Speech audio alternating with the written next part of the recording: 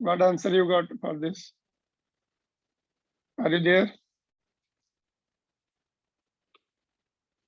Yes, sir. Okay पहले हमने इधर ये डिप सर्कल का जो है एंगल उसमें दिया है θ1।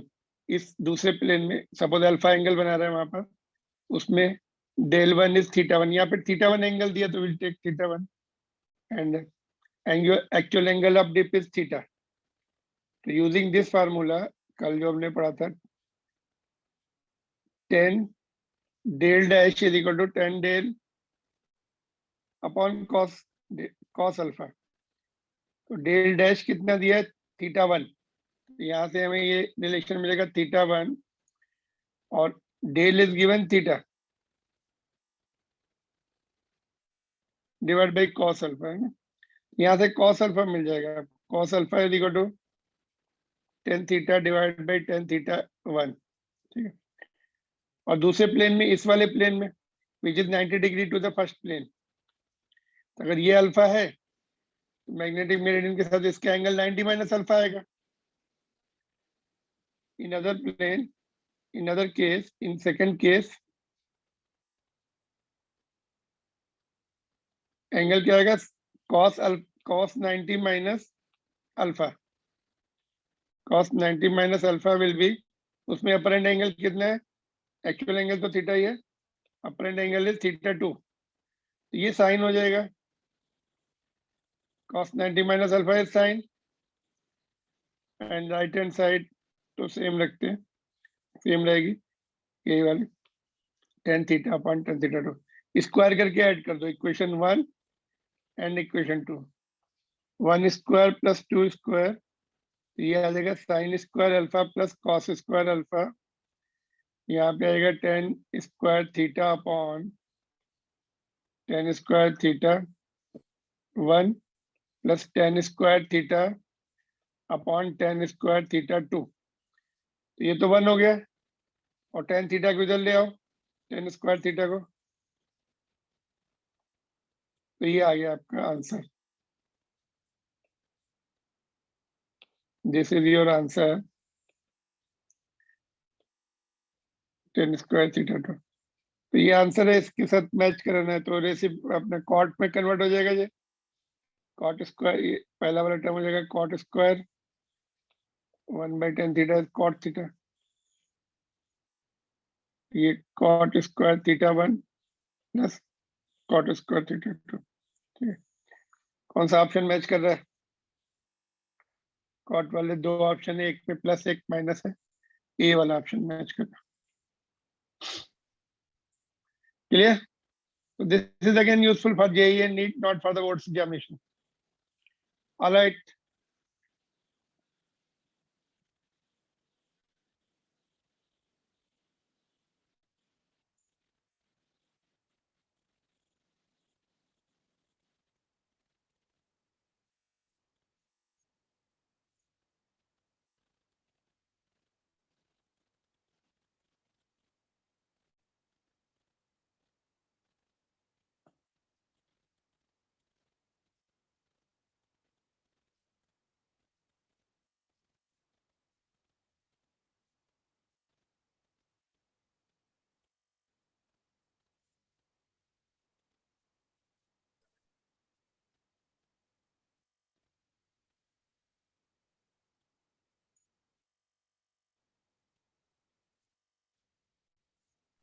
Sir, are you there? You're not audible.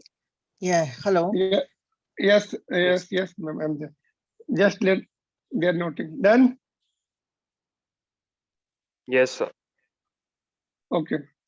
So let us see now. Next topic. Anything else? Other question was there? Just can you confirm? Any other question was there in homework? Okay. So let us see now some terms related to magnetism, means related to magnetic materials and magnetizing source. जो magnetise कर सकता है उससे terms related है, और magnetic material जो magnetise हो सकता है। There are total 4 terms. One already we know, relative permeability. No, we are not defined it, we will define it. And 3 more, and one is the relation between these quantities. तो ये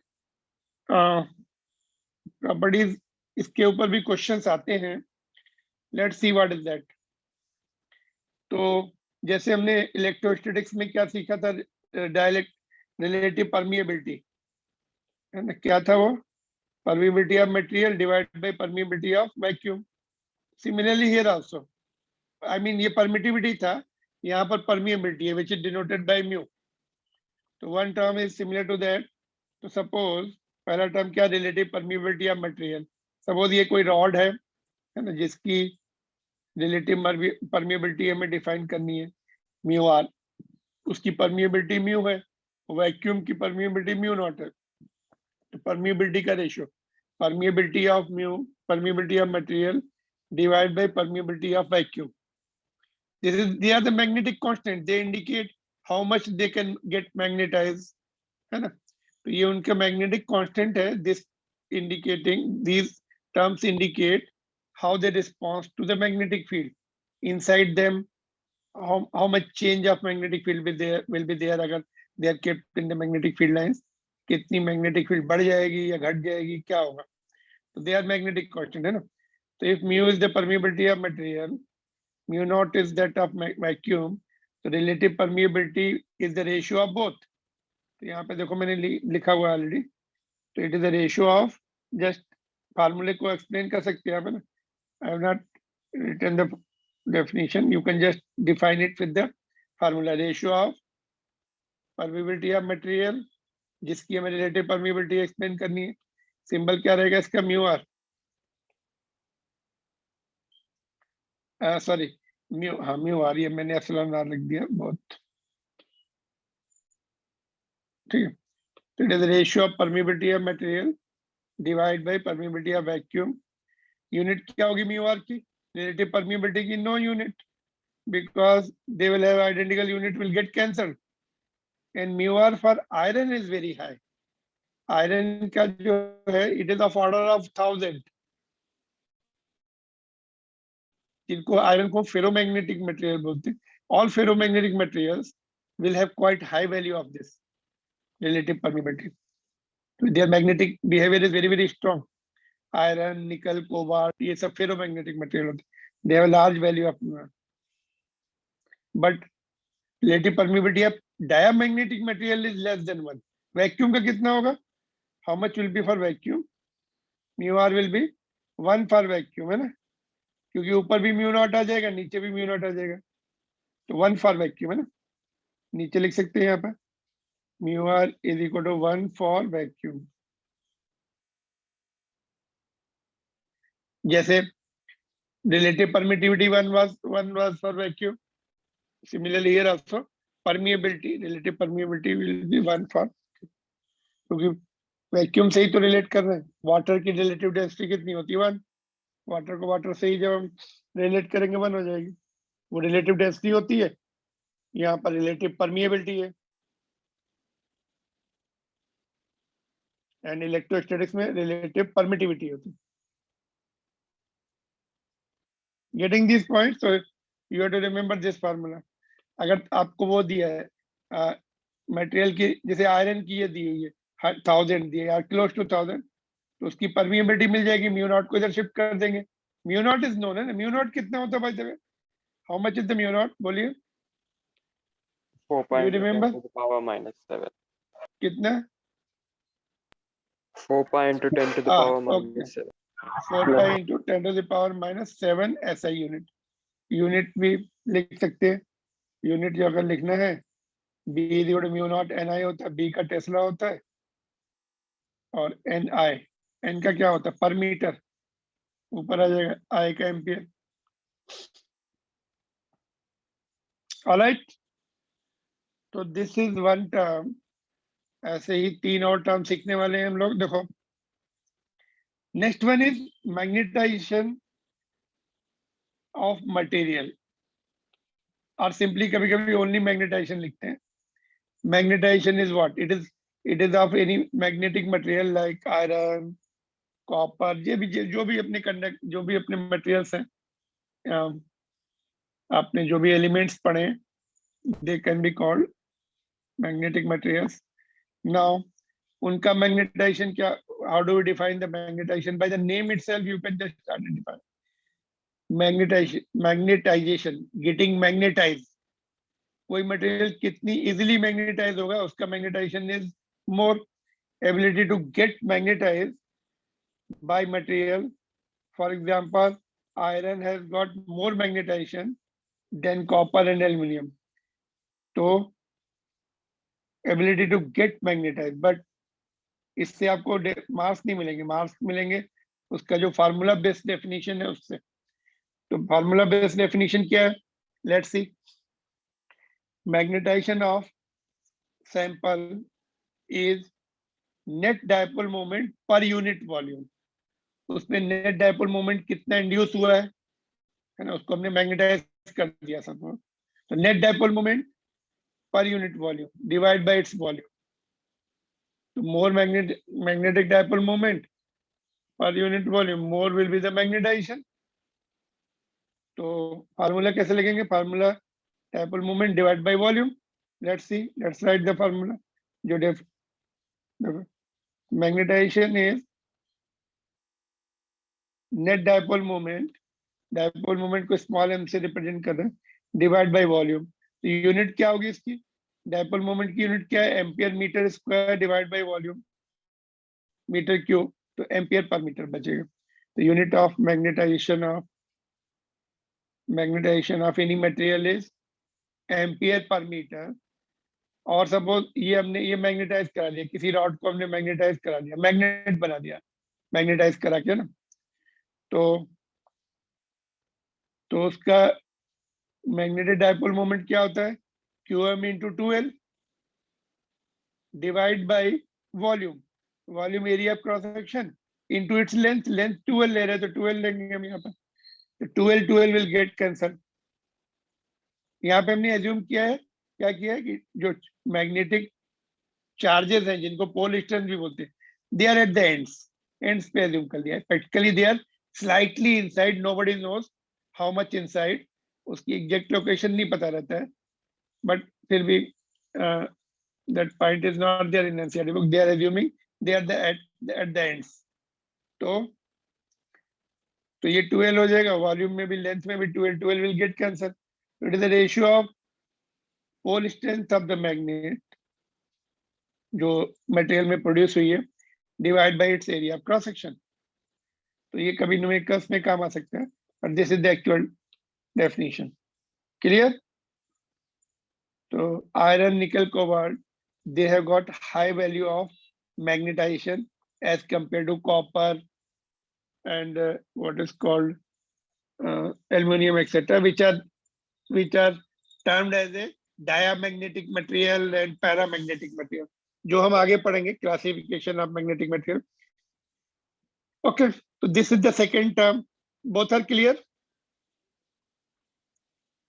magnetisation का कुछ books में symbol I रहता है, but NCERT book symbol is M. We will maintain that.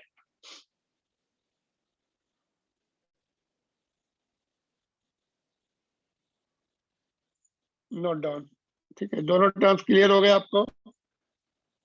This one was the first and this was the second. Now we see third and fourth, and then relation between first and fourth. The next one is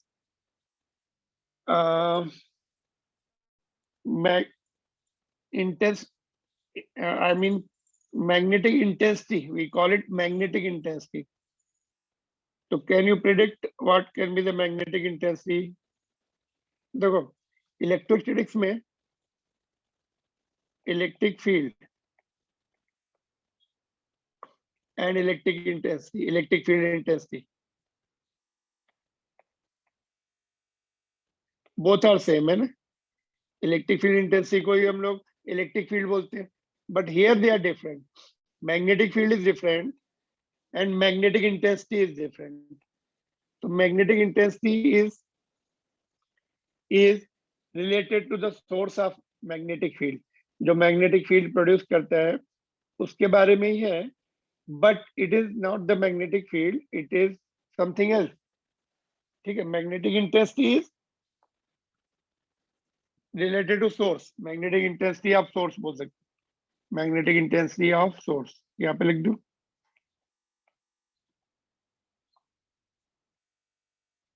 कौन से source हो सकते हैं? Bar magnet हो सकता है, magnetism का source, solenoid हो सकता है, टोराइड हो सकता है ना, इन सब की मैग्नेटिक इंटेंसिटी। ओके, तो सिंबल क्या है? H. It is ability of source to magnetize the material, है ना। सोर्स कितना ज्यादा मैग्नेटाइज कर सकता है, जितना पावरफुल होगा उतना ज्यादा मैग्नेटाइज करने के चांसेस हैं। एंड सर इसको डेफिनेशन क्या है, इसका फार्मूला बेस्ड डेफिनेशन क्या है? देखो पहले हम लोग कंसीडर करते हैं solenoid having turns per unit length n and current I। तो इन दोनों का जो प्रोडक्ट होता है, magnetic intensity nothing but n into I, इसी को मैग्नेटिक इंटेंसिटी बोलते हैं। तो जितना मोर करंट है उतनी ज्यादा मैग्नेटिक इंटेंसिटी है, उतना ज्यादा मैग्नेटाइज कर पाएगा ये। जितनी ज्यादा टर्न्स पर यूनिट लेंथ है उतनी ज्यादा मैग्नेटिक इंटेंसिटी है ना। तो that's how it is defined. But you will have the doubt कि बार मैग्नेट का कैसे डिफाइन करेंगे, यहीं से उसको भी डिफाइन करेंगे। देखो पहले ये फार्मूला सीख लिया हमने, ठीक है। We can define from this relation only. Can you see, magnetic intensity is product of n into I। तो मैग्नेटिक इंटेंसिटी का सिंबल H है, H is equal to NI। इसकी यूनिट क्या होगी? Ampere per metre. Ampere per metre किसकी unit थी? अभी थोड़ी देर पहले देखा हमने, प्रीवियस टर्म की भी यही थी, मैग्नेटाइजेशन की भी सेम थी, है ना। Getting this? तो same unit for this physical quantity also. Now suppose आपको बार मैग्नेट की डिफाइन करिए, उसमें तो करंट होता ही नहीं है, तो इस फार्मूले से कर सकते हो। देखो नाउ सोलेनॉइड का फार्मूला क्या होता है मैग्नेटिक फील्ड का? म्यू नॉट इंटू एन आई। यहाँ पे हमने नॉट रखा क्योंकि वैक्यूम है उसके अंदर, कोर के अंदर वैक्यूम है, तो हम बी नॉट से रिप्रेजेंट करेंगे। दूसरा मैग्नेटिक मटेरियल डाल देंगे तो उसको बी से रिप्रेजेंट करेंगे। तो विद वैक्यूम, यहाँ पे लिखो विद वैक्यूम कोर, यहाँ पे लास्ट में लिख देते हैं विद वैक्यूम कोर, ठीक है। तो ये फार्मूला हो गया। NI को हमने H लिख दिया। अभी H is equal to what? देखो H जब जनरलाइज कर दो, H is equal to B not upon mu not और बी बाई म्यू, जो भी है। अगर हमने मैग्नेटिक फील्ड को मैग्नेटिक परमिएबिलिटी से डिवाइड कर दे तो मैग्नेटिक इंटेंसिटी मिलती है। ये बार मैग्नेट के लिए हम कर सकते हैं ऐसे। बार मैग्नेट की मैग्नेटिक इंटेंसिटी निकालनी है तो उसकी मैग्नेटिक फील्ड पता है और एयर या वैक्यूम में रखी है तो म्यू नॉट से डिवाइड कर देंगे। तो अगर हम मैग्नेटिक फील्ड को म्यू नॉट से डिवाइड कर देते हैं तो मैग्नेटिक इंटेंसिटी मिलती है। That can be in case of bar magnet, but generally defined by the solenoid और टोरॉइड, ठीक है। इफ कोर है सब मैग्नेटिक मटेरियल, सपोज तुमने उसके अंदर आयरन की रॉड डाल दी तो उसकी परमिएबिलिटी म्यू होगी। अभी आयरन की लेंगे ना परमिएबिलिटी। ओके, डायग्राम है। देखो पहले जब वैक्यूम था तो वैक्यूम के लिए हमने, अभी सपोज हमने आयरन रॉड डाल दी, कोई भी रॉड डाल सकते हैं, आयरन निकल कोबाल्ट जितने भी मैग्नेटिक मटेरियल होते हैं कुछ भी, ये रॉड हमने उसके अंदर इंट्रोड्यूस कर दी, ठीक है। तो अभी फील्ड कितनी हो जाएगी? म्यू टाइम्स हो जाएगी, बट ये चेंज नहीं होगा। Magnetic intensity remain same. Magnetic field बढ़ रही है, ये बढ़ रही है घट रही है, वो डिपेंड करता है म्यू म्यू कितना है। पहला मैग्नेटिक मटेरियल का म्यू लेस देन 1 होता है, वैक्यूम से कम होता है। तो depending upon what kind of material you are introducing, तो म्यू टाइम्स जो उसकी परमिएबिलिटी होगी, it will be directly given और it will be indirectly given. Indirectly क्या होगी? म्यू कितना होना चाहिए म्यू आर के टर्म्स में? देखो यहाँ से क्रॉस मल्टीप्लाई करो, सी यहाँ से हम क्रॉस मल्टीप्लाई करें, mu is okay just hold on, mu is nothing but A cross multiply करने से क्या मिल रहा है मुझे देखो। ओके, यहाँ पे देख लो इस तरह। Are you there? Mu Yes, r sir. Times of mu not का mu r times relative permeability दी होगी तो उससे पुट कर देंगे, तो यहाँ पे दो टर्म्स आ जाएंगे ना, कहाँ गए? Mu will be mu r into mu not. तो रिलेटिव परमिएबिलिटी दी है तो वो लिखेंगे, उसको म्यू नॉट से मल्टीप्लाई करके लिखेंगे, नहीं तो डायरेक्ट दिया तो डायरेक्ट लिखेंगे। Magnetic field will change, but intensity doesn't change. H is independent of medium in the core of solenoid. देखो, whether you are having vacuum core, because it is the product of N into I, so it is independent of core is air core or vacuum core, or you have some material, magnetic material put inside the core. ठीक है, ये दोनों term समझ में आ गए। यहां से देखो, अगर हमें H चाहिए तो B not upon mu not, और यहां से H चाहिए तो B अपॉन म्यू। B को म्यू से डिवाइड कर देते तो H मिल जाता है, and H is also product of N into I, number of turns per unit length into current in case of solenoid and toroid. Generally it is defined, but in general also we can define it by dividing the magnetic field by magnetic permeability of surrounding material, surrounding medium. ठीक है, दोनों समझ में आ गए। तो magnetic intensity N into I.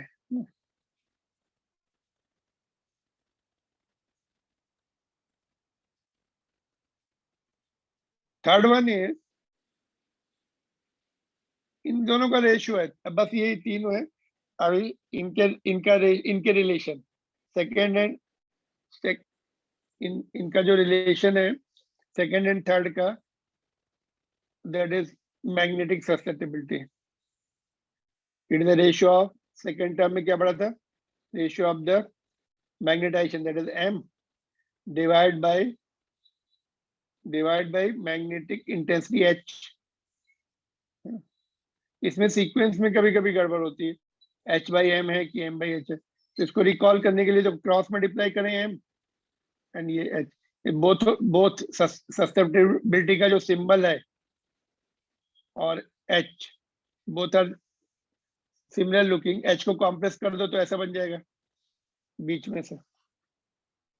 ठीक है, तो ratio of both third and second and third. अच्छा, what does it indicate? Susceptibility indicates that how easily magnetic materials can be magnetized. Susceptibility more है तो easily magnetize होगा, strongly magnetize होगा। Iron has got further very high susceptibility. Iron, nickel, cobalt ये magnetic material होते हैं। तो it is given by ratio of magnetization to the magnetic intensity. कितना magnetise हो रहा है, कितनी मैग्नेटिक इंटेंसिटी लगाई हमने वहां पर, है ना, हमने how much magnetic intensity I have used there and how much magnetic moment was induced inside the material.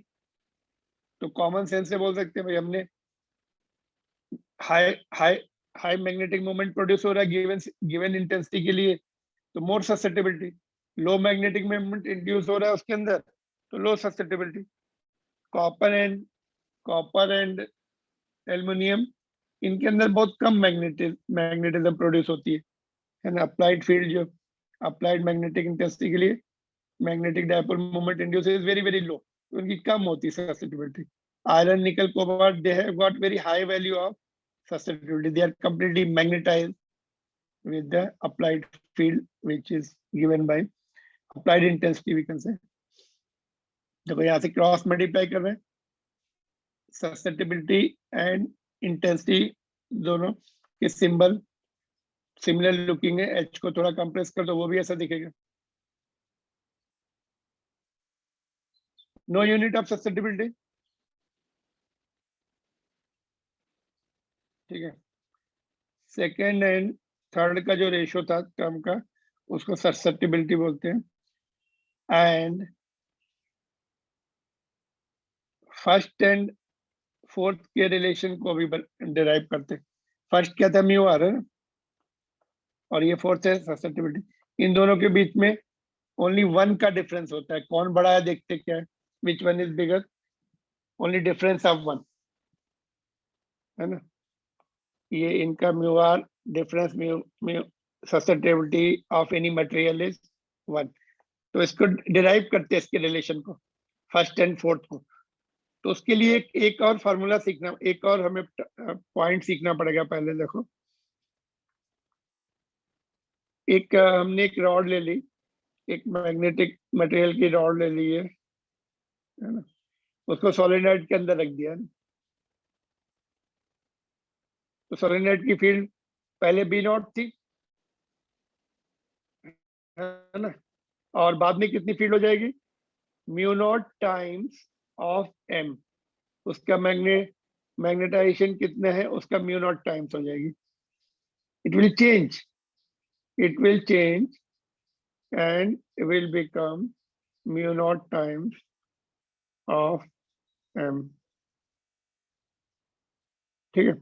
Magnetic material, if magnetic material is kept inside the solenoid, then net field is this। अच्छा, net field हमने इससे भी तो निकाली थी। दूसरा formula क्या है नेट फील्ड निकालने का, म्यू म्यू दूसरा फार्मूला क्या हो सकता है बताओ। Mu not H.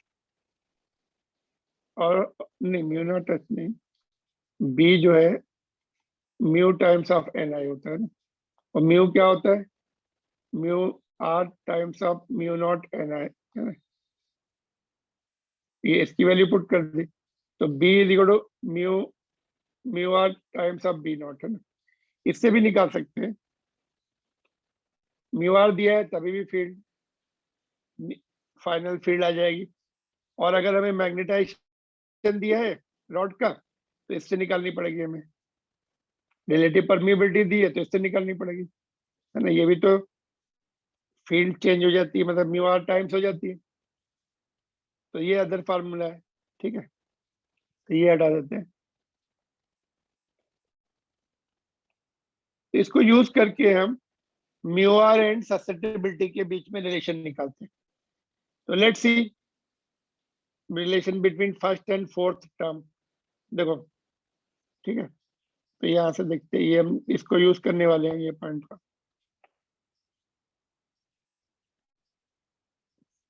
देखो, relation between this relative permeability and susceptibility of magnetic material, मतलब एक जो मैग्नेटिक मटेरियल है उनकी ये दो प्रॉपर्टी है, दोनों के बीच में रिलेशन क्या है। देखो, B is equal to mu into H, अभी हमने ऊपर लिखा था, और बी अगर वैक्यूम कोर लिया तो म्यू नॉट इंटू एच होगा, दूसरा मीडियम डाला तो म्यू इंटू एच हो गया, और M is equal to susceptibility into H. तीनों टर्म्स अभी ऊपर हमने सीखे हैं, तीनों यूज हो जाएंगे इसमें। बी की ये रिलेशन लिख लिया हमने ऊपर वाला, इसमें बी की वैल्यू पुट कर दी, बी नॉट की वैल्यू पुट कर दी, एम की वैल्यू पुट कर दी, ठीक है। तो बी कितना है, म्यू इंटू एच, ये अभी हमने डिस्कस किया ऊपर, और ये भी और ये भी सब पुट कर दो, तो इसमें एच सभी में आ रहा है, एच विल गेट कैंसल। तो ये म्यू, और इधर से म्यू नॉट कॉमन ले लिया, one plus susceptibility, mu naught को नीचे ले आओ, म्यू, ओके, म्यू की वैल्यू यहाँ से, हाँ ठीक है, चलो ऐसे कर लो, म्यू नॉट को नीचे ले आए, तो ये टर्म क्या होगा, म्यू नॉट को इधर भेज दिया, तो mu upon mu not is relative permeability, अभी सबसे पहले पढ़ा था, वो यहाँ आ जाएगा। तो relative permeability is one plus susceptibility, किसी मटेरियल की रिलेटिव परमिएबिलिटी उसके ससेप्टिबिलिटी से वन मोर होती, वन एक्स्ट्रा होती, ग्रेटर बाय वन, दोनों का डिफरेंस जो है वन है ना, दोनों का डिफरेंस वन है। इसको ऐसे लिखते हैं, डिफरेंस के टर्म में लिखते हैं। तो चलो, पहले क्या है अपना mu r minus susceptibility is equal to one, है ना। तो mu r is greater of course, relative permeability is greater by susceptibility of same material by one।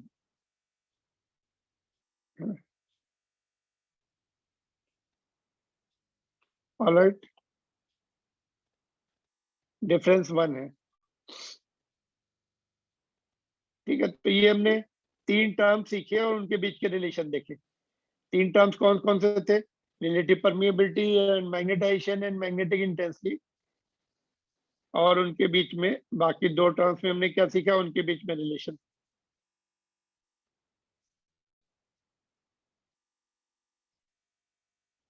ठीक है, तो total 5 terms we have learn here which are useful. देखो पहले हमने ये सीखा, देखो कहाँ से स्टार्ट किया, यहाँ से नहीं, यहाँ से स्टार्ट किया। ठीक है, इसको ठीक है, पहले ये दो दो देखो एक साथ।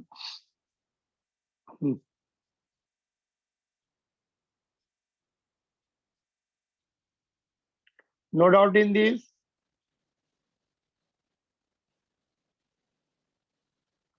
Are you there? Yes, sir. Yes, sir. Okay, तो रिलेटिव परमिएबिलिटी किसी मटेरियल की होगी, मैग्नेटाइजेशन भी किसी मटेरियल का होगा, और ये जो है मैग्नेटिक इंटेंसिटी किसी सोर्स की होगी, सोलेनोइड की या बार मैग्नेट की होगी, है ना। बट सोलेनोइड की उससे डिफाइन करते हैं इसको, product of number of turns in solenoid और toroid multiplied by the current flowing in that, and it is indicated by H, denoted by H। तो यहाँ से हमें ये पता लग गया magnetic field is different, magnetic intensity is different, दोनों सोर्स की रहेंगी। किसी सोलेनोइड की magnetic field mu not into N I, उसमें जो टर्म्स एन इंटू आई है उसको हम मैग्नेटिक इंटेंसिटी बोलते हैं। ठीक है, और इंडिपेंडेंट ऑफ मटेरियल रहती है वो मीडियम। सोलेनोइड के अंदर जो हम वैक्यूम है तभी भी वही रहेगी, और तुमने कुछ और मीडियम डाल दिया तभी भी मैग्नेटिक फील्ड चेंज हो जाएगी, बट ये चेंज नहीं होगी। And fourth one is susceptibility, जो कि ratio of magnetization of magnetic material and magnetic intensity of the magnetic source, उन दोनों के रेशियो, है ना। कितनी हमने फील्ड लगाई, कितनी मैग्नेटिक इंटेंसिटी लगाई, कितना मैग्नेटाइज हुआ, वो ज्यादा मैग्नेटाइज हो गया तो ज्यादा ससेप्टिबिलिटी है in case of iron and all. कम मैग्नेटाइज हुआ, कॉपर एल्युमिनियम बहुत कम होते हैं, हमें दिखे पता भी नहीं लगता कि मैग्नेटाइज हुआ है कि नहीं, बट होते हैं वो, वेरी वेरी वीकली होते हैं। Copper, bismuth and iron, I mean ये सब, silver, gold, very weakly magnetise, even you don't come to no.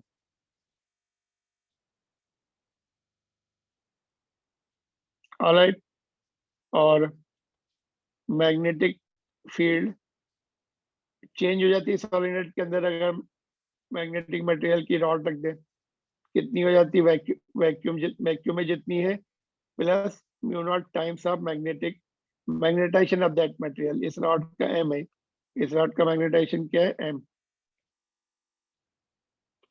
M पे डिपेंड करेगा कि कितनी चेंज हो रही है, म्यू नॉट तो कांस्टेंट है। And relation between both relative permeability and susceptibility of any magnetic material, तो ये है दोनों का। Relative permeability is 1 plus susceptibility. Already इसमें 2 टर्म्स है ना, तो इधर भी 2 टर्म्स है, बैलेंस हो गए।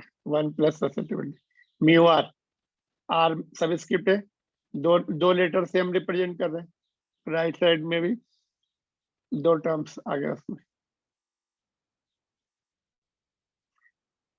Can we solve this question? Simple question solve कर सकते हैं क्या ये वाला? If susceptibility of any material is 999, find the magnetic susceptibility of that material.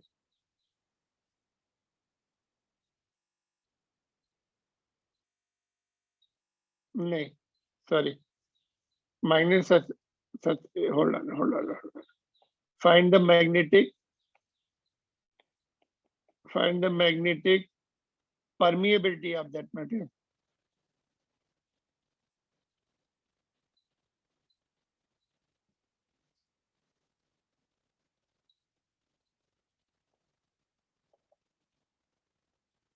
Symbol क्या होता है मैग्नेटिक परमिएबिलिटी का? Mu, mu. ठीक है। तो कैसे करेंगे, क्या आंसर आ रहा है, क्विक आंसर दे सकते, calculations are very very very easy, तो फास्ट आंसर दीजिए। 4 pi into 10 raised to power minus 3. क्या किया पहले, पहले आपने म्यू आर निकाल लिया है ना, Yes, sir.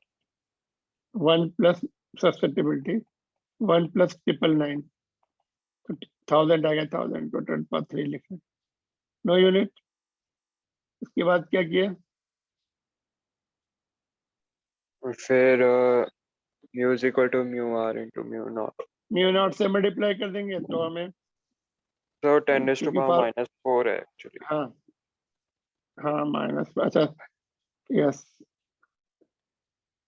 म्यू फार्मूला देखो क्या सीखा हमने, mu r is mu upon mu naught, है ना, तो क्रॉस मल्टीप्लाई, फर्स्ट टर्म जो सीखा था ये सीखा था, क्रॉस मल्टीप्लाई कर लो, mu not mu r into mu not, तो mu r is 10⁻³ just now we have found out, ये तुम्हें लर्न करके रखना पड़ेगा, 4 पाई इंटू 10⁻³ तो how much it is coming, 4 pi into 10⁻⁻4, और यूनिट अभी लिखी थी हमने, मैग्नेटिक फील्ड वाले फार्मूले से निकाल सकते हैं क्विकली, टेस्ला मीटर पर ampere,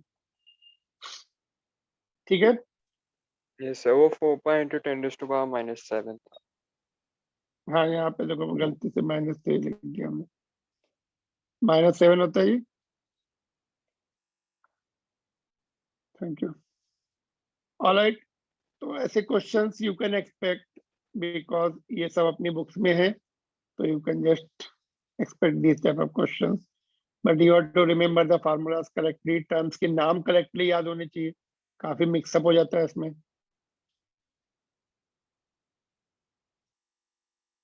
This complete chapter is in JEE Mains and NEET, but not in JEE Advanced.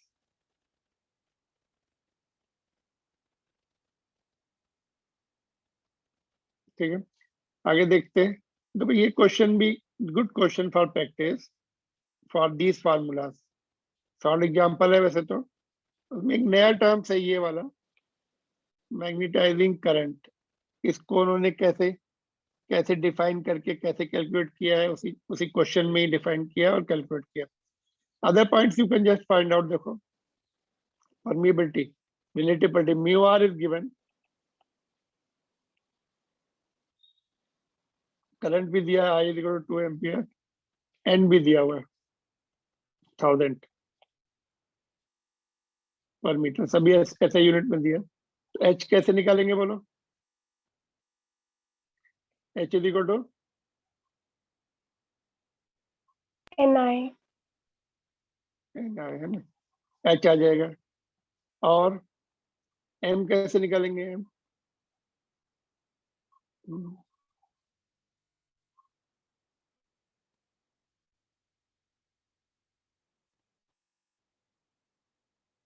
Susceptibility into h, तो h आ चुका है, ससेप्टिबिलिटी कितना होता है, Mu r plus 1.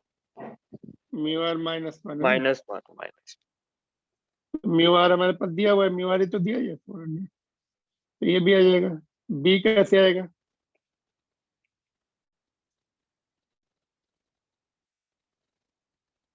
b जो है B naught plus mu naught. अच्छा B naught तो नहीं.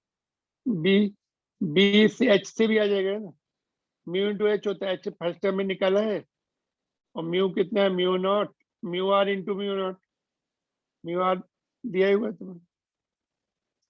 डी देखते क्या है, डी में ओके, यहाँ पे देखो सॉल्व किया है टेक्स्ट बुक में, ये सोल्यूशन देखो, ये सॉल्व इट, यहाँ पे देख सकते देखो,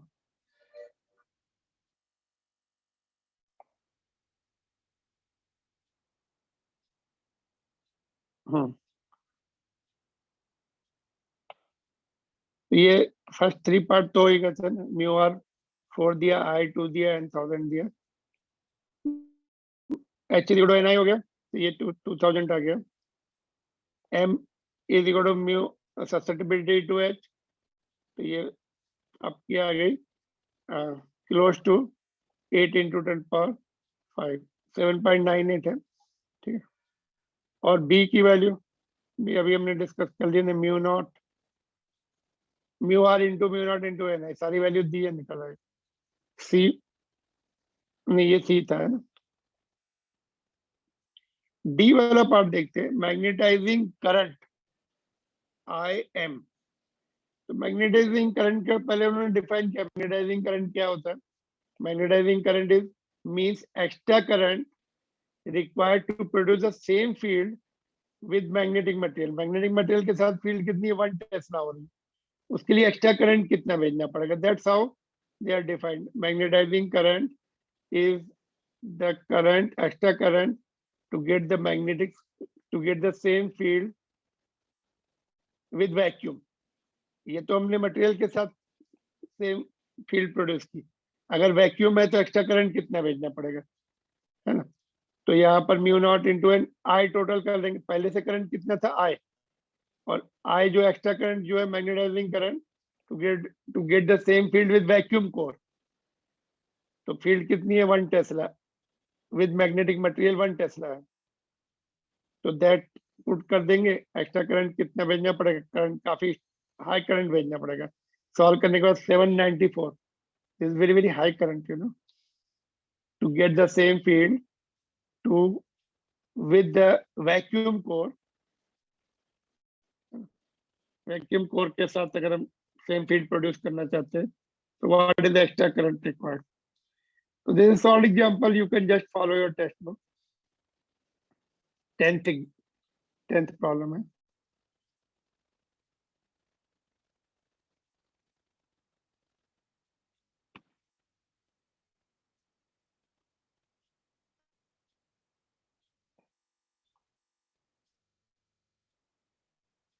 One more question I want to give you here related to these terms। Question ये है, देखो नीचे देखें, देखें, the space within the toroid is filled with tungsten of susceptibility 7 into 10 to the power minus 5। What is the percentage increase in the magnetic field? Percentage कितनी बढ़ गई उसकी, बढ़ जाएगी अगर हमने ये इस ससेप्टिबिलिटी की मैग्नेटिक मटेरियल टंगस्टन उसके अंदर कोर के अंदर डाल दिया। What is the percentage increase in the magnetic field, this you have to find out in homework. Think about that, जो हमने अभी पढ़े terms.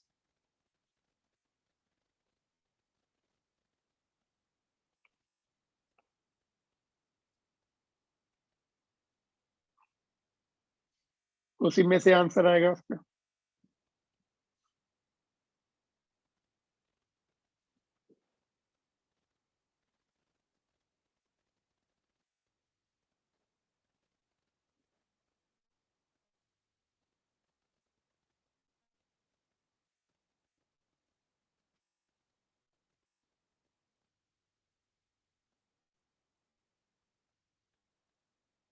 Note down first.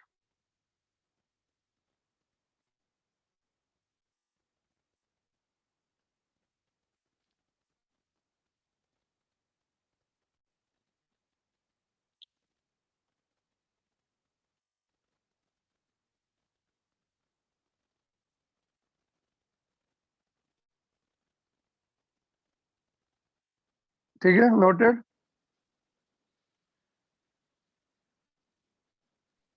Yes, sir. All right, तो just let's see what is next. तो diamagnetic material देखो, Faraday classified all the materials in 3 categories। First one is diamagnetic, then paramagnetic, then ferromagnetic। So on the basis of these terms, susceptibility and relative permeability,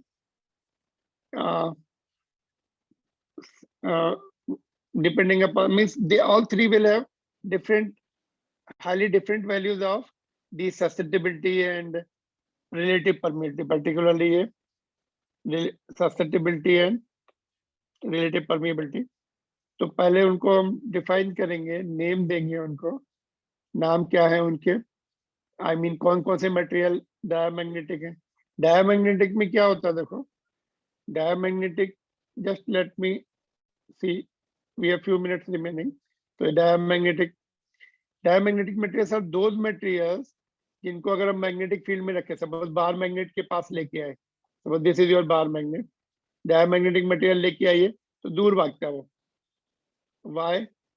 because उसमें क्या होता है, paired electrons होते हैं. Net dipole moment उनके, every atom will have net dipole moment 0 inside them, and when they are kept in external field, so they are getting magnetized in opposite direction. यहाँ पे अगर नॉर्थ पोल है तो इसमें भी नॉर्थ पोल जनरेट होता है, तो दूर भागते हो. तो that is how they are known. उनकी जो सस्टेबिलिटी है, सस्टेबिलिटी नेगेटिव होती है डायमैग्नेटिक की, देखो माइनस, और परमिएबिलिटी पॉजिटिव ही होती है बट लेस देन 1 होती है. Permeability is positive but less than 1, less than vacuum. तो वैक्यूम अगर इसकी रॉड को हमने रख दिया मैग्नेटिक फील्ड में, तो मैग्नेटिक फील्ड दूर भाग जाती है, क्योंकि वैक्यूम की परमिएबिलिटी ज्यादा है तो वैक्यूम में रहना चाहती है. इससे इसमें इसके अंदर से कम जाती है, बाहर से ज्यादा जाती है, बेंड हो जाती है आउटवर्ड, बिकॉज इसकी जो परमिएबिलिटी है म्यू आर लेस देन 1 है, इसकी वैक्यूम की 1 है, तो जिसमें ज्यादा परमिएबिलिटी होगी उसमें जाती है फील्ड लाइंस. तो these are the main points of diamagnetic material. And also iron जो है विच इज फेरोमैग्नेटिक मटेरियल, जिसकी वैल्यू बहुत हाई होती है, susceptibility is much greater, relative permeability is much greater than 1, तो उसको भी हम डायमैग्नेटिक में कन्वर्ट कर सकते हैं. कैसे? उनको इतना कूल कीजिए कि वो सुपर कंडक्टर बन जाते हैं. सुपर कंडक्टर बनने के बाद they lose their magnetic property, they convert it to diamagnetic material. That is called Meissner effect. एक साइंटिस्ट ने उसका स्टडी किया था, उसको okay, somewhere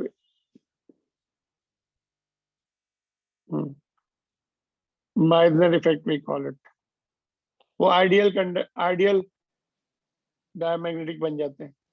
म्यू आर 0 हो जाता है, रिलेटिव परमिएबिलिटी 0 हो गई, मतलब मैग्नेटिज्म पूरी खत्म ही हो गई उसकी. Ideal diamagnetic material will have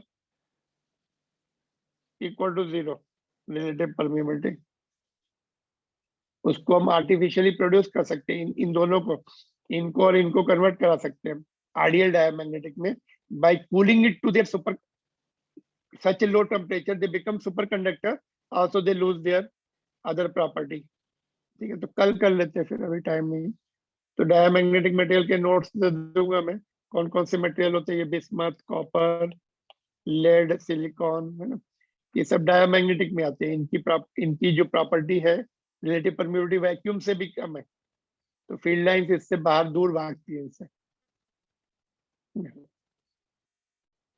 और ये ठीक है, तो will continue tomorrow from this. कल ये फिनिश हो सकता है, ये तीनों कैटेगराइजेशन करने के बाद, और एंड